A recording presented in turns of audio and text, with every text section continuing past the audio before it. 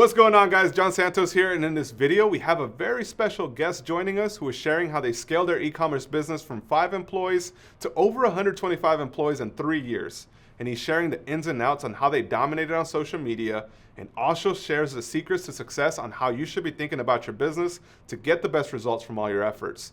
Now, huge shout outs to BigCommerce for sponsoring this video, as the company we're talking to today uses this e-commerce platform to scale their brand, and they will also share why they chose this option over the numerous options that are available online. Now, when it comes to starting an online business, there are various ways to approach this. In a previous video, we shared how to start your online business and how to build a BigCommerce store that helps you grow your brand and mission. So if you haven't seen that one, make sure you guys check it out, which it'll be linked at the end of this video and also in the call out cards right up above over on this side somewhere. Now, I wish we could have had the one and only John Merris, the CEO of Solo Stove, in the studio, but as they rapidly grow their business and expand in new markets, it was difficult to coordinate a sit down with them. But I truly do appreciate him giving us the time to share the insight that I know you guys will personally enjoy, as I personally enjoyed the time that I got with him to speak with him and to learn a little bit more about business and entrepreneurship and of growing and scaling a company. So I'm applying all of these lessons, so make sure you guys get ready to take some notes to help you build yours from the ground up. Now, if you're a new visitor to this channel, make sure you turn on the post notifications and subscribe and like this video. And let's jump into the very first question that I wanted to ask John. And how is it that all this got started? There were two brothers, Jeff and Spencer, still friends of mine today, that were living on opposite sides of the world. One was living in China, one was living here in the US. They grew up outside of Toronto in Canada, spent a ton of time outdoors as kids. They grew up just super tight, always doing things together, and they love the outdoors. And so just a ton of fishing, hiking, and then they found themselves as adults starting their families, and they're on the opposite sides of the world. And they're like, man, we got to figure out a way to get our families closer. This whole kind of living on opposite sides of the world and doing the 9 to 5 is just not going to work. And so they started exploring ideas. The premise of Solo Stove in the beginning was it was more about the channel dynamic. It was more about e-commerce, direct to consumer, than it was about the product. They actually fell in love with the idea of interacting and transacting with people online. And then once they fell in love with that, it was like, man, we got to go find a product. We got to go find something that works with that channel. And funny enough, stoves was not the first thing that they looked at. Saw a gap in the market in the outdoor space, and it was specifically around ultralight backpacking camp stoves. Most of the stoves at the time were a little bit heavy and clunky, and most importantly, most of them require that you pack fuel. And when you're hiking long distances over multiple days, you know, anybody that does that knows that the last thing you want to do is pack fuel or pack any extra weight for that matter. And so they started tinkering with a stove that they could make that would weigh less than 5 ounces, that could burn sticks and twigs and leaves and could boil water in under 8 minutes. That was kind of their thing. So they wanted it to be highly efficient, like a stove that the hikers were used to using, but much lighter weight, durable. Obviously that would work for shipping, for e-commerce. And ultimately Solo Stove was born with the Solo Stove Lite, the very first small camp stove. And then from there, the business gained a huge following, a cult-like following in its community. People fell in love with the product and started providing lots of feedback. One of the beauties of e-commerce is you get tons of feedback from your customers fast because you have direct access to them. And so from there, honestly, for the last 11 years, in large part, the progress and the development of the company has been steered by and guided by our customer base.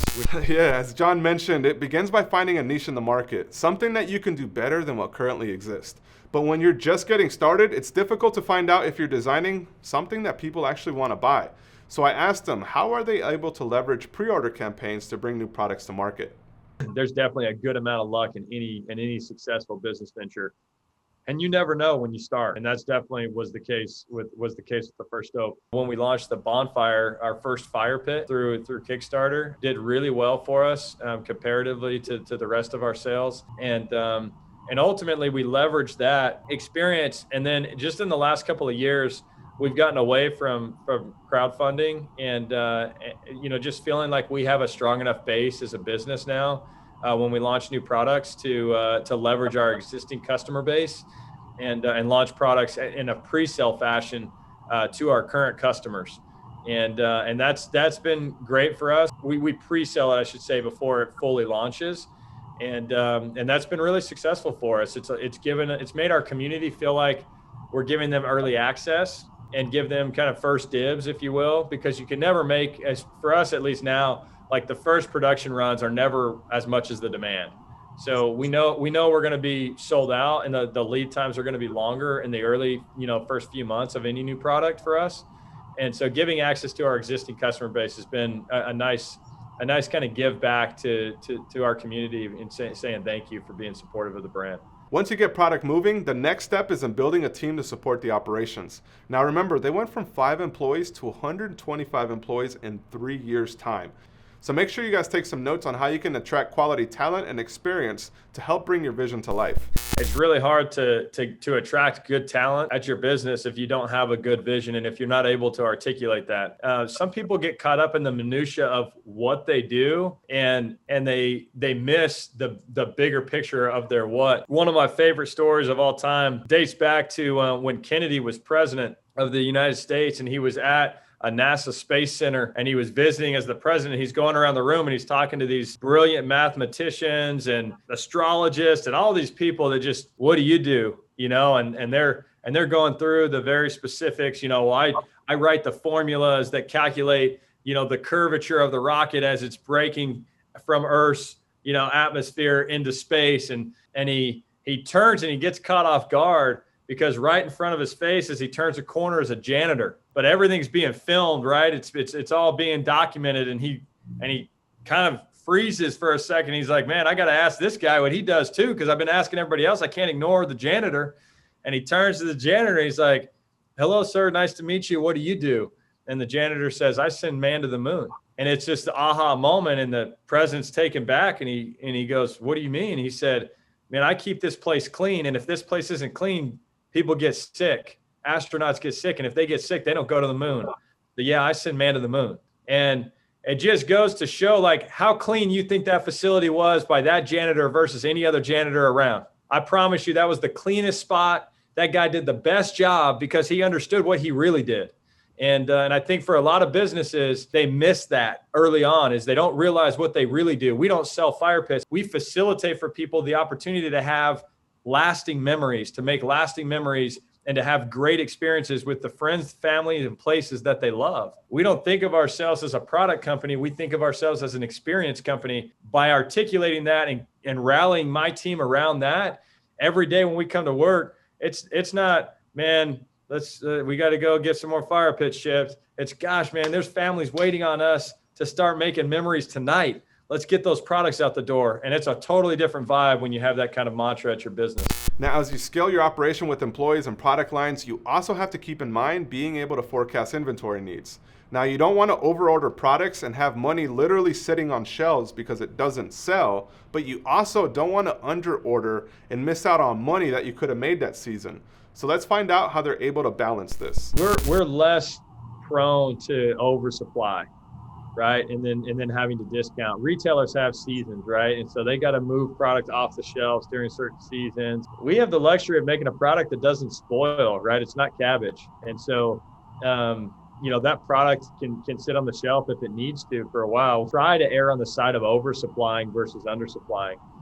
The way we think about it is, if it's a new product in particular, is looking at it from a forecasting standpoint, whether it's an add-on or an accessory to an existing product, or whether it's a new category or a new line, because those two are going to have different demands. We know exactly how many bonfire fire pits we have in the market, right?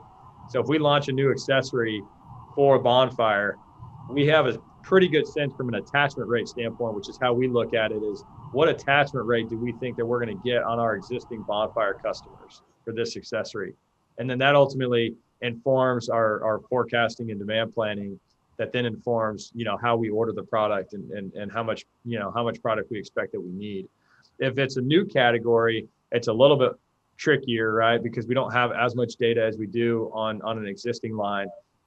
But we use a lot of historicals now. I mean, we've launched dozens of products now, and we have pretty good historical information on kind of our success rate at launching those products and what it's going to look like. And so, we use our historical data and kind of how we've grown as a business and try to apply growth rates to historical data to give us a sense of how we think we'll do on a new product. Being passionate about the products that you sell helps you find guerrilla marketing opportunities to exploit. Now, whether they be on forums, social media, or in-person events, as founders, knowing the industry is key. And I asked John how that passion can translate into the mission that your company and your team can stand behind. In all honesty, I'm not a huge hiker, camper. I mean, I enjoy it, but I wouldn't say I'm a lover of camping. When I joined in 2018, it was about so much more than camping, right? I talked about this earlier, but it was about the experience. It was about reconnecting with what matters most. It was about creating good moments that lead to lasting memories, spending time with friends and family around a fire.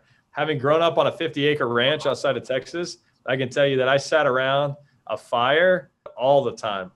And I loved that. I believed in that. And there's just something primal about sitting around a fire with friends and family. Like, you just get people talking, it's just, and then you look back and as long as you don't smell like campfire too bad, you actually look back with fond memories. And that's where Solo Stove comes in with the smokeless fire. But it was a quick fall in love story for me. With the brand. I first fell in love with Spencer and Jeff, the founders, totally downplayed like what they had built when I met them. And I was just fascinated by that. I was like, man, these guys are so much more successful than they're coming off. And I want to be around people like that. So the day that I started, Spencer and Jeff were, one of the very first things they did is they turned over the info@solostove.com email address. It's just like the catch-all. And they're like, you need to start monitoring this and taking care of it. Like, it's hanging over our heads. We kind of stopped looking at it. And I opened it up and there's like 6,000 unread emails in there. And there was like some good ones too. Like some big retailers that wanted to carry our product. And so I start cleaning it out.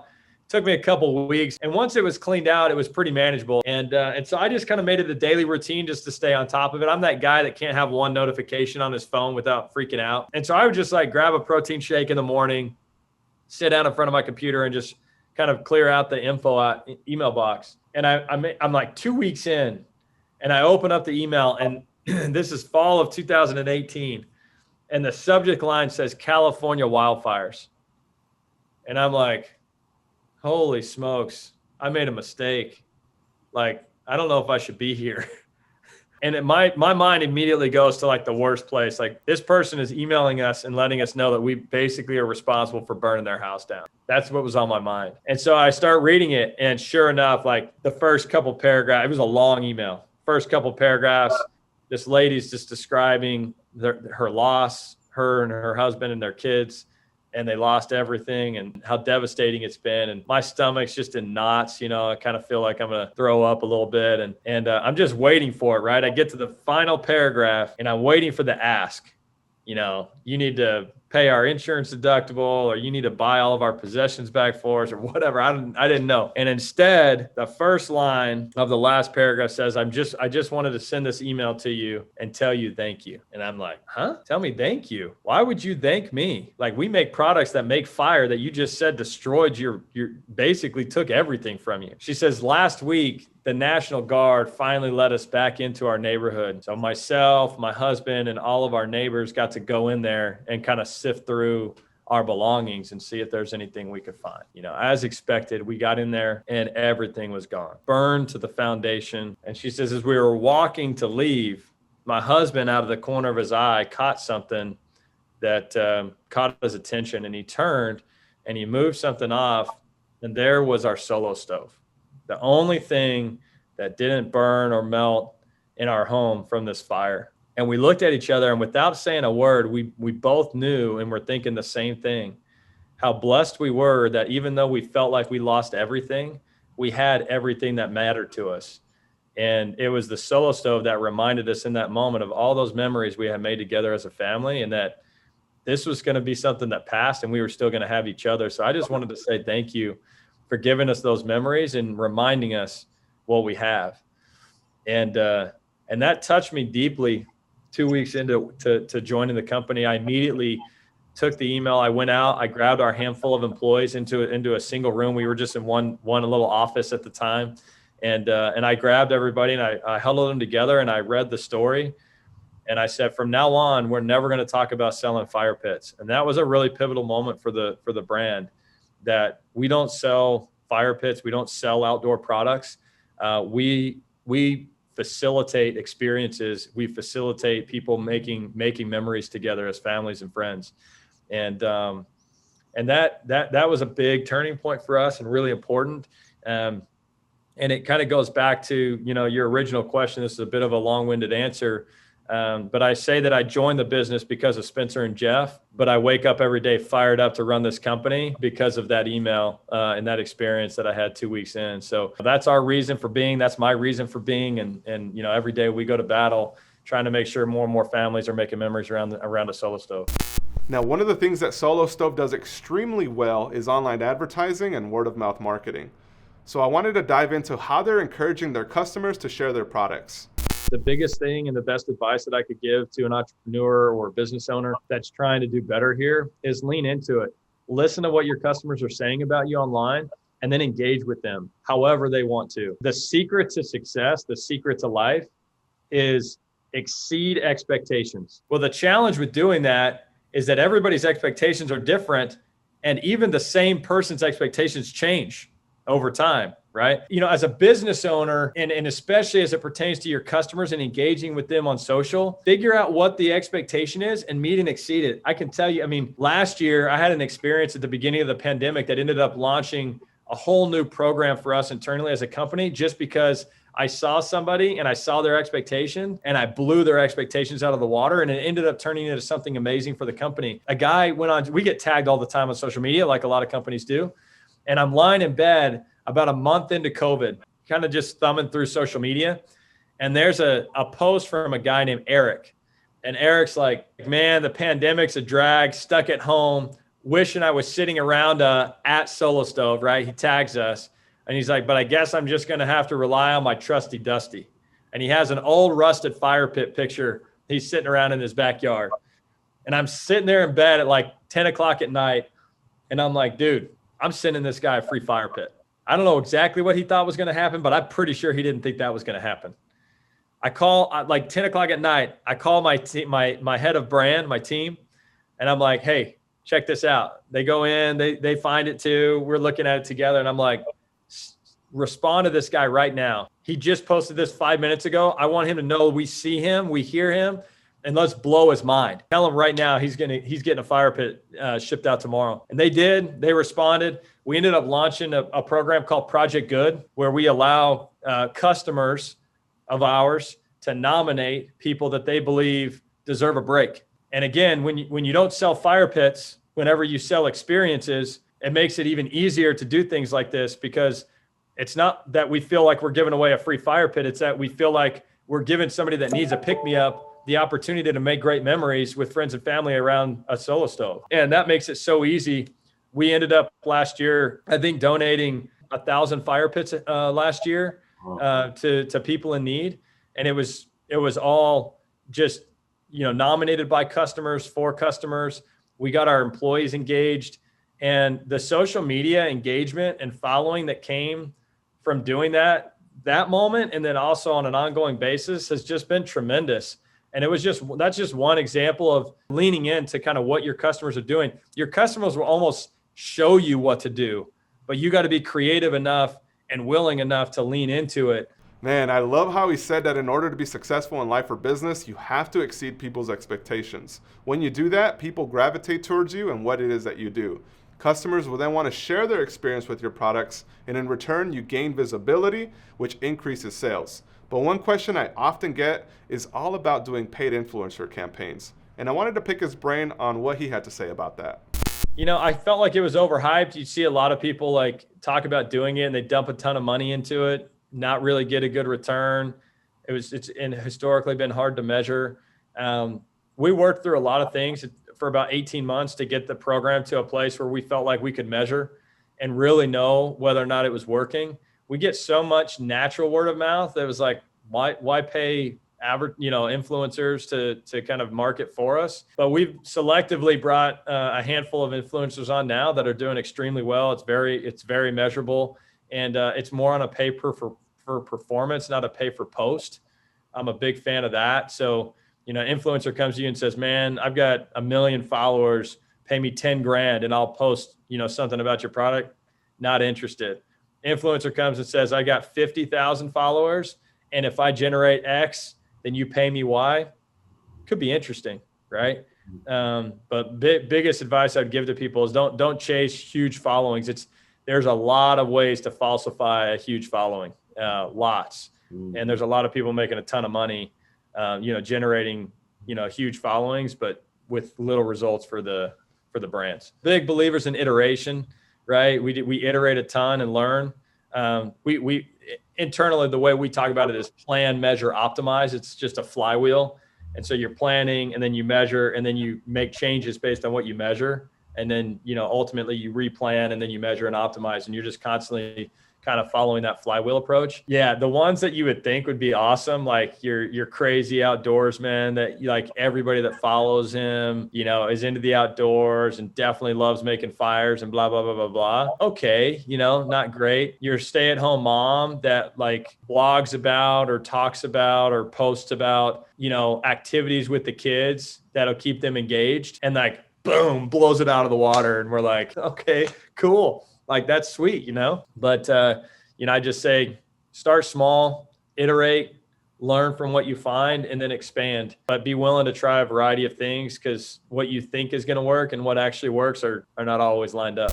Influencer campaigns are always a hit or miss, so I love how he breaks down how they approach these campaigns by starting small, iterating, learning from what they find, and then expanding.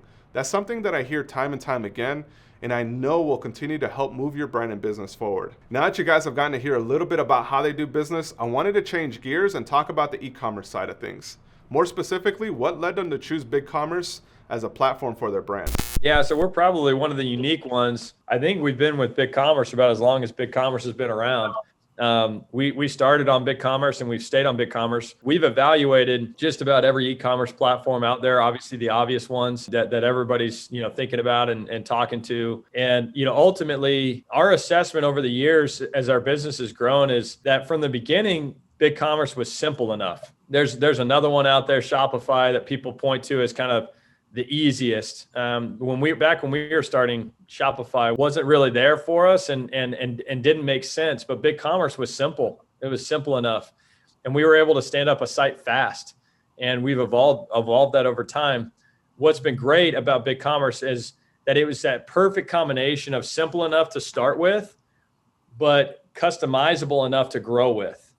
And, what I feel that you get with a Shopify is a really fast and easy way to stand up, but limitations on what you can customize and grow into. And it's not to say that there's not probably 9-figure, Shopify stores out there, but there's still limitations, whether you're wanting to grow internationally, your SKU counts, whatever it might be, or even just your UX, UI on your site. And then you go the other side of BigCommerce from a simplicity standpoint, you flip to the other side and you go to the more complex ones, and they're just not easy to do in an inexpensive way in the beginning. And like I said before, especially if you're trying to operate on a budget, you're not trying to like go and raise a bunch of money or take on a ton of debt. You need something that's cheap and fast and easy. And the other platforms that are out there, the Demandwares and the Magentos and all those are just expensive, highly customizable, but just complex. And so for us, BigCommerce is just that perfect medium of simple enough to start, but scalable enough to grow. Now, e-commerce platforms all have their pros and cons. BigCommerce is simple and has unlimited customization options. Others may be easier to start, but have their limitations as you grow. Some are super customizable, but not easy to use. So I wanted to learn how BigCommerce has helped them market and scale the Solo Stove brand. What's cool about BigCommerce is we can stand up like new product pages as an example, within an hour, like no problem, very fast and easy. BigCommerce has stayed on the cutting edge in terms of, the different technologies that they're deploying with the platform. So coming out with new features all the time, new plugins from outside vendors, from third-party vendors that allow us to execute on new things. But nothing stands out necessarily as like this one thing, really it's the holistic experience with BigCommerce that's been fantastic for us in terms of, the app plugins, the technology enhancements that they've delivered over time, and then the simplicity. You kind of couple all those things together and, it's our lifeblood. Now, I've personally always wanted to know how a large consumer brand like Solo Stove is able to sell internationally in a localized fashion, like free shipping in Europe. So I asked them if this platform has helped them break into new markets. There's a lot of ways to do that. We've been selling internationally for years, but not in a localized fashion. So not with like the free shipping that we offer domestically here in the US. So it's been costly, cumbersome for somebody to order from overseas. And so we're excited to deliver a better customer experience, to get more people making memories around a solo stove in Europe and around the world in coming months and years. BigCommerce recently rolled out a headless solution. Many of the listeners probably have no idea what that even means.